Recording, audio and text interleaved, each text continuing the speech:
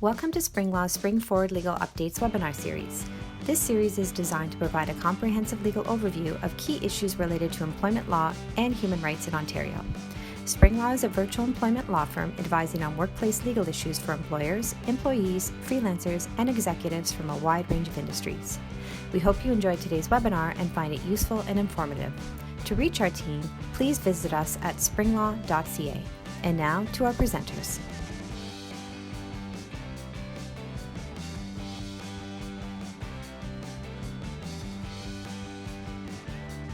Good morning. Welcome to your Spring Forward Legal Updates. Today we're doing managing your people in a remote/hybrid world. We've got lots of great content for you. We normally wait 1 minute. Let me just see. Are people rapidly signing on? I guess I'll just get started. We've got lots of content to cover, so I want to just get started. So I'm Hilary Page. With me is my colleague Marnie Baizley. We're both lawyers at SpringLaw.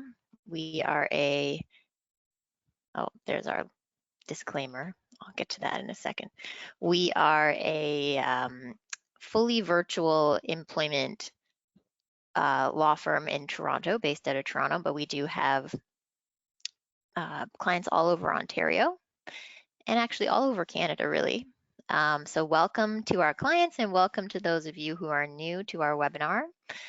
So during the discussion, if you do have a question for us, you can pop that into the chat. So you'll see there's a chat box there. We will be trying to get to your questions, but we do have quite a big turnout for today. So if we don't get to your question, oh,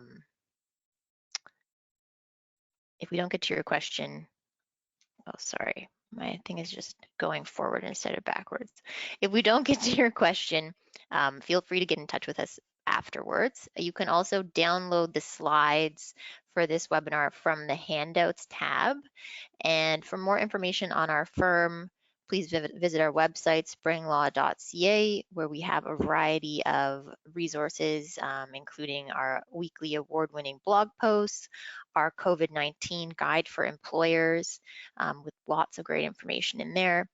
We've got our, you can subscribe to our monthly newsletter so you know what's going on with us and the law, rapidly changing law and employment these days.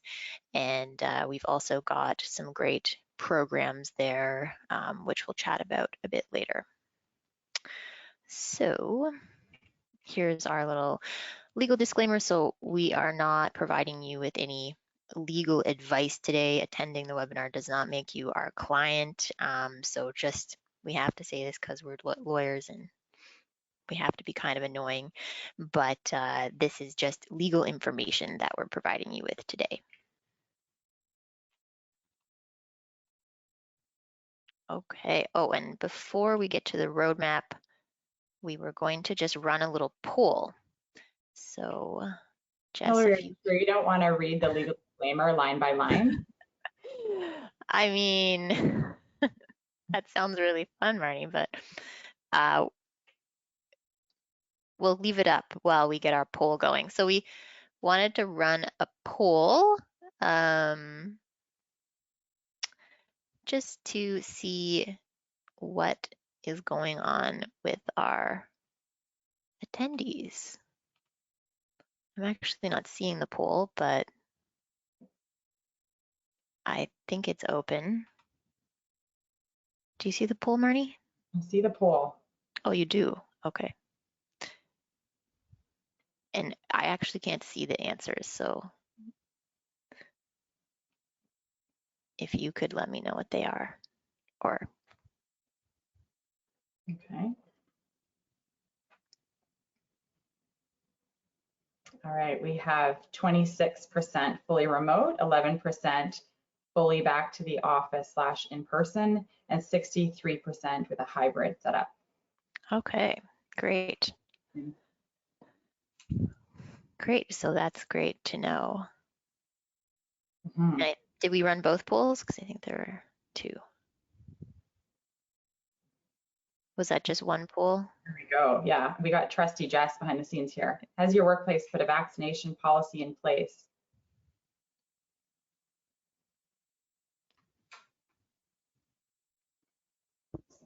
suspense is killing me. I will let you know as soon as I see the results. Okay. It's exciting. All right, 39% say yes, their workplace has put a vaccination policy in place. 39% say no, and 22% say not yet, but when is coming. All Wow, right. is content ever topical today then, I think, hybrid workplaces and vaccination policies. Yeah, great. Good for us. We're very, very on point. All right. Well, that's good to know. Thanks everyone for responding to the poll. And I'll turn it over to you, Marnie, to do the roadmap and get us started. All right. Thanks for your patience with the poll. That was the first time we've run one, but I think it's helpful. So in terms of our roadmap for what we're going to talk about today, we're going to start with just what our business is up to, and I'll run through some real life examples because we're fielding questions every day from our clients who are asking what's going on, what are other people doing. So we have a pretty good sense of what workplaces are doing, or office environments and hospitality industry, and like really a lot of industries. And we also, just in the media, there's lots of discussion about what employers are doing. So we'll just give a snapshot of what our take is. Then we'll talk about staying remote and some key considerations. Hilary's going to cover that. And I think we're pretty well positioned to talk about that because we've been a virtual firm since the firm was founded, so a few years now. And I personally think we do a really good job with employee engagement and team collaboration, and we are our best form of digital communication, I would say, is probably the GIF or the GIF, however you like to pronounce it. We're good communicators internally. Our legal advice, I think, is good too. Going hybrid, we'll talk about some considerations for going hybrid, and basically this is based on all the questions we're getting from employers, from you folks regularly. And then a discussion about vaccination policies. Some of this is overlap from the last webinar that we did on the OMG, the office's opening webinar, which I think was excellent if you did miss it. So there's some overlap, but it's important content. And then we'll leave some time for some Q&A at the end. All right. So jumping in here, what are businesses up to? So a snapshot or a spectrum of what we're hearing from employers. That's the intention of these next couple slides. I think this is representative of different size employers who we've been speaking with and different things they're trying. A large global employer that I was speaking with recently in the last week said that they're going to try by mid-fall a Monday to Wednesday in-person model with Thursday, Friday as a type of choose your own adventure option, meaning go into the office or stay at home. And this was actually based on years of research and employee engagement surveys about which days people wanted flex days. So this is pre-COVID. And I raised my eyebrows at first. I thought Friday as an at-home work day, but overwhelmingly that was selected. And one of the reasons was they said there are so many meetings early in the week that employees felt they didn't have time to get their work done, and work from home was a good time to really focus on all the commitments that they made in the meetings Monday to Wednesday. So this is a set structure that this very large global employer has implemented, and it's going to be implemented in the next few weeks. Mid-size employer is another example where they're having work from home continue, and they're doing occasional team meetups and in-person meetings. They're working out a monthly or quarterly schedule of the in-person meetings, and I think they're considering some social events too, based on public health guidelines and what's open and what they feel is safe to do. There's lots of employers clamoring to get some team building and some social gatherings going. And for this mid-sized employer, vaccination will be required for in-person attendance. This is fairly across the board now. Vaccination being required, subject to human rights considerations, which we'll touch on. And there will be alternative video attendance for this employer. They're going to try to make it equitable so that there's equal opportunity for folks who don't want to attend in person. Another example is a small employer I was speaking with recently. They're going to do rotating cohorts of work from home and in office, and just get a schedule going where they can minimize potential contact and keep interactions still productive and effective, but minimize risk. And vaccination would be required for in-office work. You may have read about the insurance companies and large financial institutions. They're handling things slightly differently. There's a bit of variation, but as an example, one of the large financial institutions has a more conservative approach I'd say more at the other end of the spectrum, and they're talking about a full return to the office in person by November. They have a policy requiring vaccinations by October 31st. And they're not having a hybrid model, but they're going to give employees a choice of 10 days where they can work from home between now and the end of the year. And I understand that, they're going to reevaluate in 2022, which I think all employers are going to do because public health regulations and transmission rates are varying constantly. So it's a constantly evolving scenario. And an airline example, which you may have read about, they're requiring mandatory vaccination, and their position is rapid antigen testing is not an acceptable alternative to vaccination. So more of a firm position, and we've spoken lots in our past webinars and our blogs about, really is that you have to look at the workplace and assess the health and safety and the potential exposures. And as you can imagine, airlines are really, we're talking apples and oranges when we talk about an office environment and an airline. So that explains the more stringent approach there. I think this is over. Hilary. Yeah. Yeah. Thanks, Marnie. That's good to sort of take the pulse there. So staying remote, I think the sort of vibe that we are getting is that people really do like remote work. So it's interesting to see even the large financial institution taking that approach to offering the 10 days, which is still quite a lot. Like there's not really that much of 2021 left. So I think a lot of employers are going to end up staying fully remote. We've certainly seen like Shopify go to the digital default and that type of thing. And I think a lot of employees are asking for that. And we've talked a lot about this in previous webinars, which you can watch on our YouTube channel. But sort of key things to keep in mind are how are you going to manage your employees when they're not right there with you in the office, and how are you going to keep employees engaged when they're alone in their living room all day. So probably these are sort of older topics. At this point, we've all been remote for a while, but having really good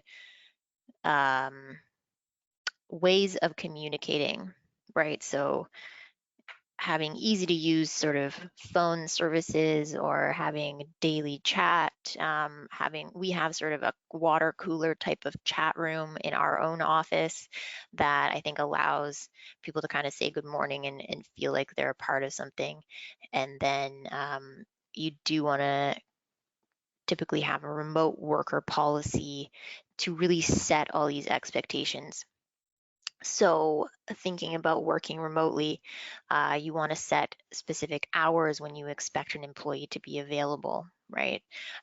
You might want to also really be pretty stringent about those hours so that the employee is not accidentally working a bunch of overtime. The employer could be liable to pay an employee overtime even if they didn't know that it was happening, right? But the employee is maybe going to report that they were working all hours of the day. And we do see that with remote work creep, right, in how much people actually work. Often it's more. IT requirements are really important, so making it a condition of working from home that employees have high-speed internet and all of the technology that they need to maintain really good connectivity. Confidentiality, where is your employee going to work in their house? How are they going to keep any work materials or equipment secure? So two-step verification, you don't want their kids to be able to get on their work computer and accidentally send an email or something like that. So considering those things. Yeah. We're just going to jump in on IT requirements. I had a couple of employers recently flip the language in the remote work policy to their IT, whether it's a third-party provider or whoever's wearing that hat in the organization, and just said, like, is there anything we need in here to tighten this up for data security or whatever? Because these particular HR folks or people ops folks didn't have the expertise, and that worked really well. They just plugged in and tightened up the requirements. So nice. Yeah, that's a good suggestion. Yeah. Another thing is when employees are working remotely, as the employer, you want to make it clear whether this is temporary or not, right? I think we've seen this sort of backing up on some employers now that they didn't make it as clear as they could have that this was a temporary measure just because of COVID. And now we are seeing employees arguing that working remotely is a condition of their employment. So having that set out really clearly that this is a temporary thing, we have the right as the employer to ask you to return to the office. That's really important. We've also, over the course of the pandemic, seen employee requests to work from other jurisdictions. So working from Mexico or moving to be with family in another province. And this can present a lot of issues for employers and employees. Typically you want to, if you do allow an employee to leave, you want to make sure that it's not a permanent thing. Employers can be subject to the laws of the jurisdiction where the employee is actually working. So you could find yourself in a position where you need to, comply with the employment law in Mexico, right? Which is going to, maybe it's fine, but it's going to require you to probably get a lawyer in Mexico, right? Which can get really complicated.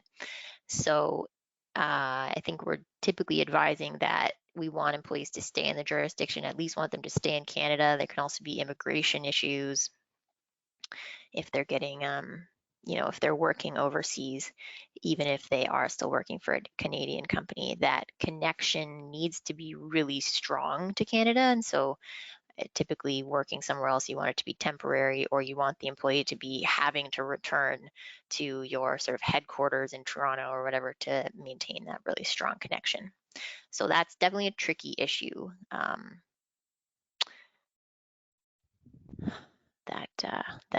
that employers should really be aware of. Don't just say yes to everything.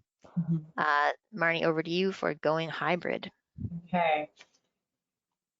So the first things, obviously, all things COVID these days, first things to consider are what precautions and what you're going to set up in the office when you're going hybrid, meaning you're bringing people back into the office. So having a COVID safety plan is key, and this would be a written plan that helps employees work in a manner that's healthy and safe and complies with the Occupational Health and Safety Act. And this can be, they're really excellent resources, and you'll see them at the end of our webinar. We've listed some, and just skim them, and they'll give you ideas because it really should be tailored to your workplace. We get a lot of people asking, like, should we have a mandatory vaccine policy? What should we do? And unfortunately, it's that awful lawyer answer. It depends. What's your situation and what should that look like? But we've put in lots of resources. I kind of nerded out this morning because I have some family members who are in public health, they're public health professionals, and they give me all their favorite resources. Our family dinners are really entertaining, by the way. And anyway, I've included a few great resources. So when you're doing a COVID safety plan, check those out. And there's some sector specific guidance on, like, there's education sector, restaurants, hospitality, various environments, and then a bunch of great suggestions for office environments. I know a lot of you folks are in office environments, and while they're Ontario specific resources, I think most of this content applies across the board. Once you nail down your COVID safety plan, which should be done as a group and be a thoughtful approach with your joint health and safety committee, whoever's on your committee, depending on the size of your employer, and really think through what your approach is going to be, and then publish it, post it, make sure all the employees all know about it, and get employee acknowledgement of the plan, whether it's by response email or some other fancier portal or platform. Whatever you're going to do, just make sure that employees know. So this will make a return to work or hybrid plan go more smoothly, but it makes employees generally more content because it's a transparent approach and they understand what's going on. And then, putting the legal hat back on, it's important so that if you're ever challenged as an employer about your approach, or there's talk about negligence claims against employers for not responding properly or not protecting or not creating a healthy and safe workplace, you want to have this documented approach. This is what I did. This is how I prepared a COVID safety plan, and this is how our committee came to this, and we published it. And that's what you want to be able to say if anybody challenges the approach. And your approach, I always say, doesn't have to be perfect. It has to be reasonable and show that you put some thought into it and what would apply in your workplace. So put some time into that as you're having people come back. That will include mandatory screening for workers and visitors, like food delivery folks for lunches, or your IT provider, whoever is coming in the office, they should be treated the same way in terms of screening. And once you have screening results, record and save the contact information for contact tracing, and have your information stored in a secure, confidential place in an organized manner, as part of this due diligence process, to have a defensible, show you have a defensible approach if you're ever challenged, and also, of course, to just have a safe return to hybrid workplace. Yeah. Oh, I was also going to say there are some quite effective apps that we're seeing for the screening, and I've seen them in sports activities and sports environments, and employers starting to use them too. So it's quite simple to do your screening daily before you head into the office. I think those are great. Yeah. This is you, Hilary, right? Yeah, lots of great tools out there. So going hybrid, just some other considerations. If you have employees, you're in a hybrid scenario, I think often you're going to have employees who are working fully remotely and some employees who are in the office to a certain degree. And I think there is a concern there about sort of establishing two classes of employees almost, right? So we have the people who actually are chatting, are having those informal interactions that can be really important, for your career or socialization, and then the employees who are at home. So keeping in mind the employee engagement aspect and how to make sure we're not discriminating against employees who are not in the office, right? So I think in most cases it would make sense to keep the sort of virtual workplace quite active, right? So even people who are together in the office, maybe they also participate in the Slack group or that type of thing, or maybe even people who are all together in the office, you all join a meeting by video, just so that it doesn't create those unequal opportunities for those in and out of the office. So I think we're gonna talk more about vaccination exemptions, but and I think if which Marnie will get into in a minute, but if we don't have a human rights reason why the employee needs to stay home, maybe that is a situation where you actually can discriminate against that employee. I hate to say it, but they're not protected by any human rights legislation if they're just staying home by choice, right? That's different from employees who maybe are staying home because they have family obligations. Maybe their kids aren't in school and working remotely was really working well for them, or for those who have legitimate vaccination exemptions that don't allow them to meet the vaccination requirement to be in the office. Those are sort of narrow circumstances where an employee is really going to have that human rights exemption. But those employees who do have that human rights protection, we do want to be conscious of not discriminating against them, because they are entitled to protection under human rights law. Just leave that there. And here are just some key COVID resources that Marnie sort of mentioned. But the Ontario government does have really good resources. The workplace safety plan is mandatory, and they do have an example one on their website, on this Reopening Ontario website, and the Developing Your COVID Safety Plan. And then there's signs that are specific for COVID screening. So those are the links there. And then these are just some handy public health links as well. So you guys can check those out at your leisure. And over to you, Marnie, for vaccination policies. So this makes up a good portion of the questions we're getting daily from our employer clients. And this slide is actually verbatim from Jess and Lisa's OMG, the office is open webinar. And I just put it in because it's important. So what about mandatory vaccine policies? Are they allowed? Yes, but as I mentioned earlier, it requires a contextual analysis of your workplace and what's going on and what the potential risks are. And you have to ask yourself, is the policy required to keep employees and or customers safe? And I think this 1, 2, 3 list is a great thing to check before you implement your mandatory vaccine policy if you haven't already. So this analysis must be based on evidence demonstrating a serious risk of infection in the workplace. And the fact that the vaccine or PPE will be effective in stopping the spread is important to establish. And the policy must achieve a balance between workplace safety, employee privacy, and human rights laws. We have lots of content on how to navigate those issues as well. It's beyond the scope of this webinar, but always mindful of employee privacy, and you're dealing with personal health information and human rights laws, and namely disability and creed, which I'll get to in a second. So those come back to this list when you're doing your policy. Vaccination policy, should you have one. We're seeing most employers, many employers, and increasing by the day, requiring vaccination for in-person work. Certainly recommended by all the public health authorities. As I just mentioned, there are human rights exemptions based on the code, Ontario Human Rights Code grounds of disability and creed. Creed being religion. And there's actually a great blog that Hilary wrote. It's a Q&A that goes into detail about what is religion. It's not a commonly asserted ground, or a request for accommodation on the basis of religion or creed is not that common, but Hilary goes into some detail. I'm just going to put it in the chat, the blog, and I thought it was great, a great Q&A. It also discusses, if and when you can discipline an employee for refusing to get vaccinated.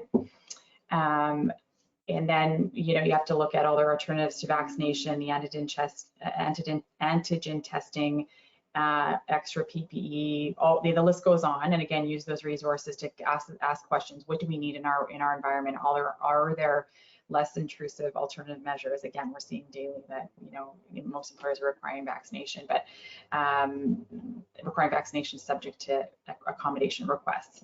And on that note, related to accommodation requests, vaccine exemption request forms are very handy.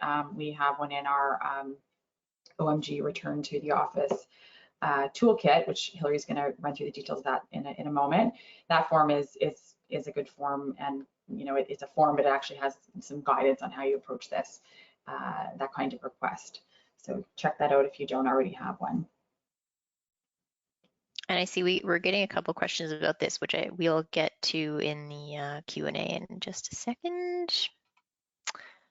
So that's our content, basically. So takeaways, listen to what your employees want with respect to going hybrid or staying remote or going into the office. We are also seeing that it's really an employees market out there. Lots of, we talked about a recent webinar, the resignation wave. So that's just our suggestion. And then use clear policies to set expectations once you do have that nailed down. So are you going to be hybrid? Are you going to be staying remote? Have that remote worker policy, have clear policies for in the office for COVID, and also just to be inclusive. So how are we going to deal with meetings when some people are joining remotely, some people are in person? You want to turn your mind to all of those things. We do have some past webinars that are very relevant to all these topics on our YouTube channel, and I will just chat about our OMG, the Office is Opening toolkit briefly. So this is a toolkit that we have on sale for $950. Whoops, sorry. It has all of these things in it, so 10 templates. So there you see the vaccination exemption form and policy, checklists, layoff notice, recall notice. So people who might have been on the IDL all this time, recalling them to the office. Then we have 6 guides, very useful guides, which will help you to implement the 4 core legal docs that are included with this. So there's an employment contract, an employee handbook, a termination letter, and a release for employees upon exit. So the handbook is really relevant to what we've been chatting about today, because that does have the remote worker policy in there, for example, as well as health and safety policies. It does not have a specific COVID safety plan in there, but that's just because that really needs to be very specific to your workplace. Like, do you have a coffee pot in your workplace? That's going to be something you want to talk about in your COVID safety plan. And questions. Should we take a look at the questions here, Marnie? Yeah, sure. I'll jump in with one of them. We have a few here. I don't know that we'll get to them all. But when it comes to non-disclosed vaccination status, can we request employees to have rapid tests at their cost? I would say, I don't think these tests are that expensive. I guess it depends on the size of your workforce, but my recommendation would be for the employer to cover the cost of that. You just want to do everything you can to facilitate testing and, stop the spread of COVID and you could slip through somebody could slip through the cracks if somebody doesn't want to pay for it. I mean, as you could mandate the test, but I say just facilitate as an employer, and if you can, to cover the cost. I know you think, Hilary. Yeah, I think typically we do. I mean, I don't think it would be like illegal to require the employee to cover the cost or anything like that, but and I think it would depend. It depends. But so I think if there's a human rights reason why the employee needs that test, so if they have a valid reason for an exemption, I think that's a situation where the guidance from the Human Rights Tribunal would be like a doctor's note, right? The employer typically is required to pay for the cost of a doctor's note. If it's a personal choice, I think it's a little more on the line regarding who has to pay, but usually we do suggest that the employer pay. Next question. How do you deal with an employee who works from the office but feels she can do her work at home and thinks it's unfair that employees in other departments can work from home, but her boss prefers her team at the office? Oh, well. Preference. We're assuming there's no accommodation issue and it's just a personal preference. What do you think, Hilary? Yeah.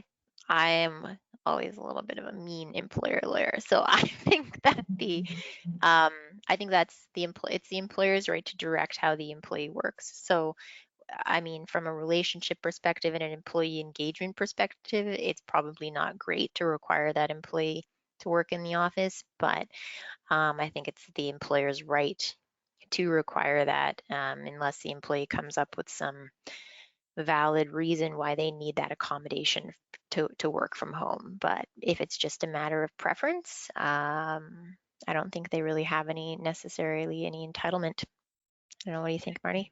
Yeah, I think if you get to the point of saying, okay, they can work from home or a part of it or figure out some compromise position, you could start by saying, like, this isn't, the employers aren't legally required to allow this. This is a personal preference. So you lay down that, look, this is the baseline position. We don't have to do this.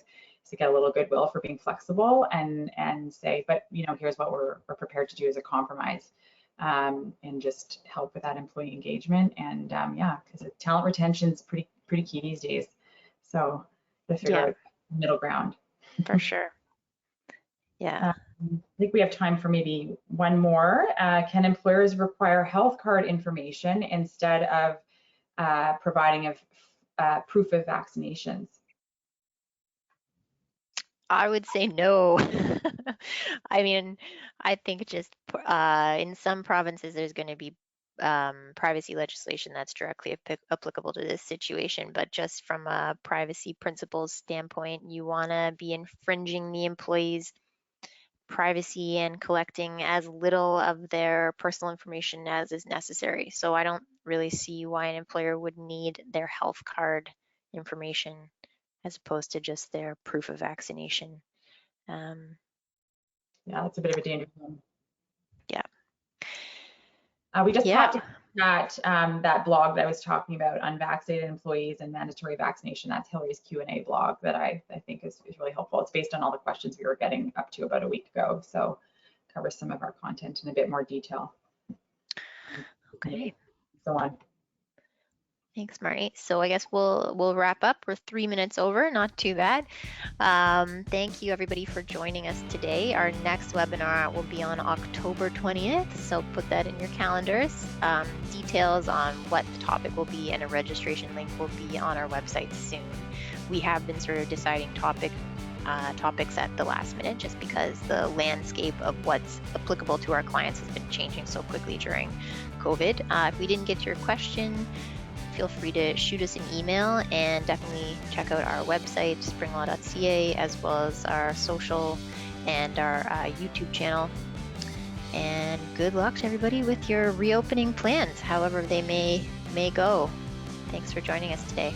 Thanks, everyone. Have a great day.